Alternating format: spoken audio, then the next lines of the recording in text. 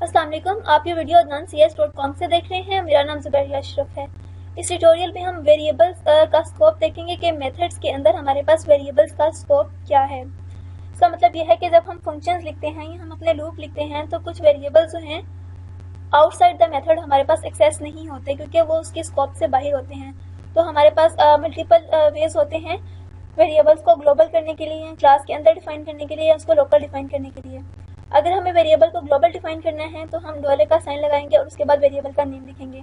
और अगर हमें क्लास के अंदर वेरिएबल को ग्लोबल बनाना है तो हम @ और उसके बाद वेरिएबल का नेम लिखेंगे। और अगर हमें इंस्टेंस किसी भी ऑब्जेक्ट का अगर इंस्टेंस है और उसके वेरिएबल को इंस्टेंस बनाना है तो फिर हम @ का सिंबल लगाएंगे और उसके बाद वेरिएबल का नेम लिखेंगे। और अब अगर हमें अपना वेरिएबल लोकल रखना है तो हम सिंपल वेरिएबल का नेम लिख देंगे। और अगर एक ब्लॉक के अंदर वेरिएबल को डिफाइन करना है तभी हम सिंपल वेरिएबल का नेम लिख देंगे, तो वो हमारे वेरिएबल की टाइप जो है वो लोकल डिफाइन हो जाएगी।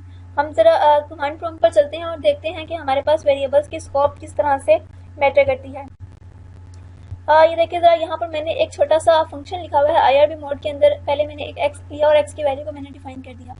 अब मैं x को जब भी यहाँ पर एक्सेस करूंगी तो मेरे पास x की वैल्यू आ रही है, लेकिन उसके बाद मैंने एक फंक्शन लिया हुआ है डेफ फंक के नाम से। एक फंक्शन है मेरे पास, फंक्शन की बॉडी के अंदर मेरे पास सिर्फ एक वेरिएबल मैंने डिफाइन किया है जिसकी वैल्यू मेरे पास 2 है और मैंने फंक्शन को बंद कर दिया है। अब यहाँ पर जब मैं y को एक्सेस करूंगी तो मेरे पास जो है एरर आ जाएगा कि अनडिफाइंड लोकल वेरिएबल और मेथड y फॉर मेन के मेन के लिए मेरे पास y जो है वो कोई भी वेरिएबल डिक्लेयर नहीं हुआ हुआ, कोई भी मेथड डिक्लेयर नहीं हुआ, मतलब कि y जो है वो अननोन है। हालांकि मैंने यहाँ पर y जो है वो डिक्लेयर किया है। इसका मतलब ये है कि मेरे पास जो y है वो फंक्शन की उसकी स्कोप जो है वो जिस फंक्शन की बॉडी के अंदर ही है। फंक के नेम से लेकर एंड तक ही उसकी स्कोप है और वो उसके बाहर जो है वो रिकॉग्नाइज नहीं किया जा सकता।